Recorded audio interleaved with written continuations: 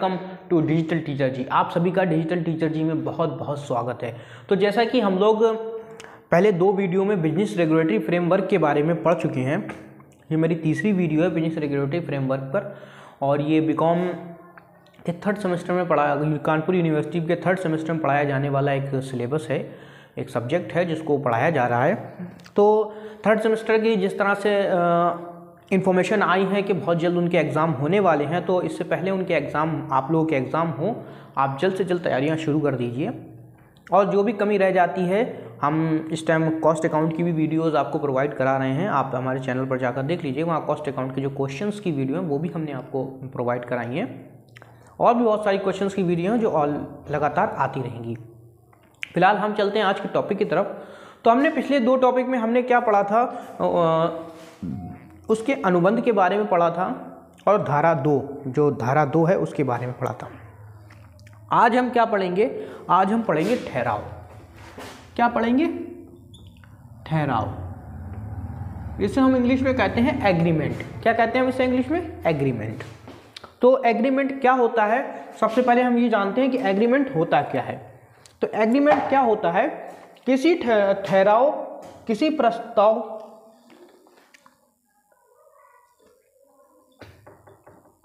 ठहराव, किसी प्रस्ताव तथा उसकी स्वीकृति को कहते हैं, तथा उसकी स्वीकृति को कहते हैं।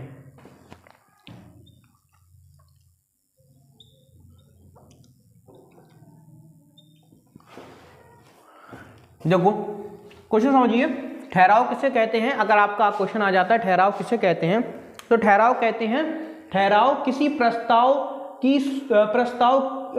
प्रस्ताव तथा उसकी स्वीकृति को कहते हैं। ठहराव का मतलब ये होता है, आप ऐसे समझ लीजिए कि जैसे आपने मेरे सामने कोई ठहराव रखा, कोई प्रपोजल रखा कि भाई मुझे ये बेचना है, और मैंने उसको स्वीकार कर लिया, मैं ठीक है तुम बेचोगे मैं खरीद लूंगा। तो जब मैंने उसको स्वीकार कर लिया तो वो जो प्रस्ताव था वो क्या बन गया? वो हमारा ठहराव बन गया। क्या बन गया? ठहराव बन गया। क्या कर दिया? मैंने आपको ठहरा दिया, ठीक है अब तुम कहीं और मत जाना, मैं आपके प्रोडक्ट को खरीद लूंगा। तो जब प्रस्ताव क्या बन जाता है? जब प्रस्ताव को क्या कर लिया जाता है? स्वीकार कर लिया जाता है, उसको एक्सेप्ट कर लिया जाता है दूसरे व्यक्ति द्वारा, दूसरे पक्ष के द्वारा, तो प्रस्ताव क्या बन जाता है? प्रस्ताव स्वीकार हो जाता है तो क्या बन जाता है? वो ठहराव बन जाता है। क्या बन जाता है? वो ठहराव बन जाता है। अच्छा, ठहराव के लक्षण। अब इसमें अगला जो है हमारा वो है ठहराव के लक्षण। क्या है हमारा? ठहराव के लक्षण। तो ठहराव के क्या क्या लक्षण होते हैं, ठहराव के क्या क्या ऑब्जेक्ट्स होते हैं, इसको ऐसे समझ लो। ठहराव की क्या क्या विशेषताएं होती हैं, आप इसको ऐसे भी कह सकते हो। तो हमारा जो पहली विशेषता है वो है हमारी 2 या 2 से अधिक व्यक्ति, 2 या 2 से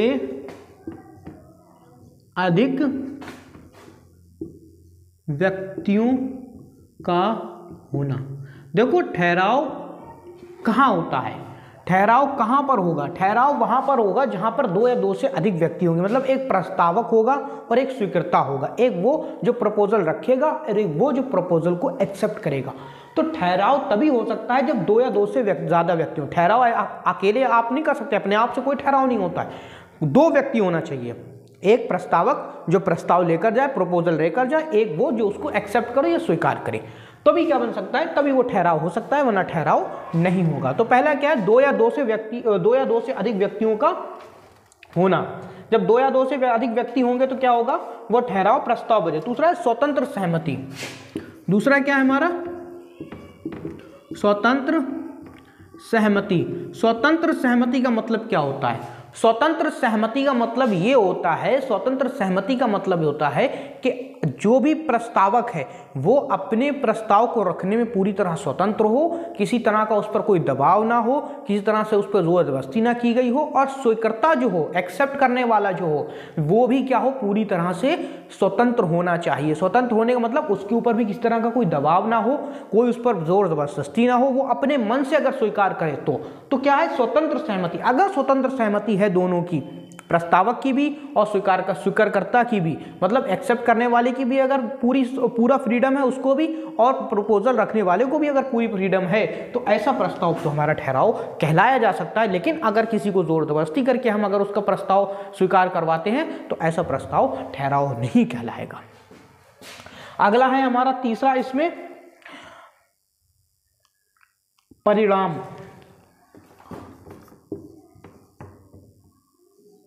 परिणाम मतलब रिजल्ट।